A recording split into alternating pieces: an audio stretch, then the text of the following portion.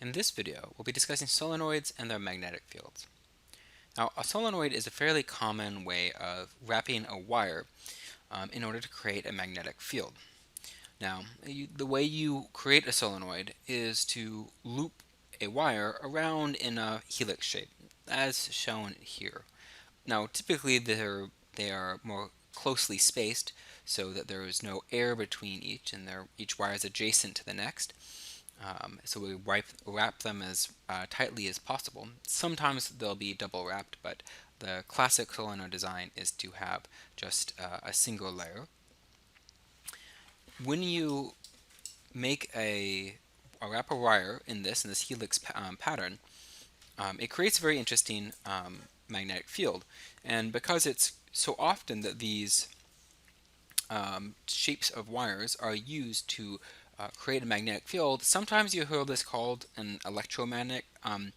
Electromagnets are really just more generally anytime you use currents to directly create a magnetic field.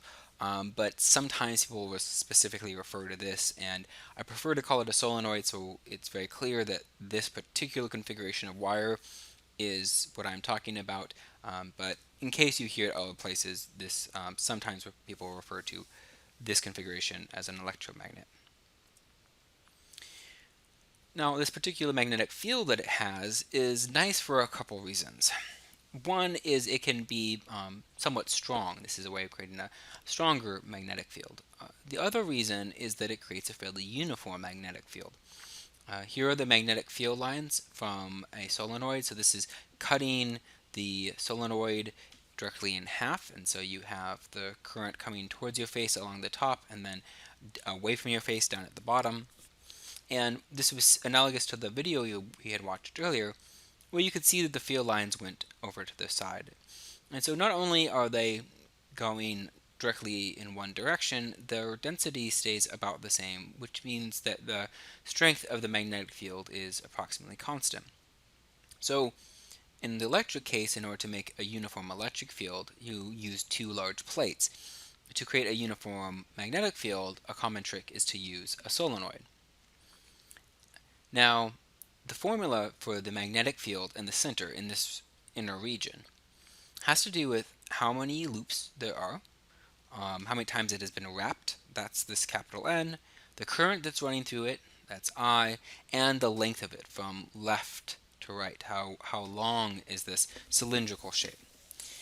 Sometimes they'll write the number of windings or the number of loops, depending on how you phrase it, divided by the length as the number of turns per length, and use a lowercase n in that case. I generally prefer to explicitly write this way so that it is a little bit more clear on exactly what variables come into here, but you also sometimes just see this written as mu naught times lowercase n times I, where little lowercase n stands for this uppercase N over L. Now, one thing I want to note is that there's another handy right-hand rule, I'll call it right-hand rule 3, that's helpful to find the direction of the magnetic field inside of this loop. Now, it's kind of confusing because it looks a lot like right-hand rule number 2, the one that tells you the magnetic field of a long straight wire, but it has the magnetic field and the current reversed. So if you have a current flowing through a solenoid, it'll flow in a clockwise or counterclockwise manner as it spirals through this design. You curl your fingers in the direction that the current is running, and then your thumb will point in the direction of the magnetic field in the middle. This will be useful later on when we talk about Lenz's law and some other topics in chapter 20.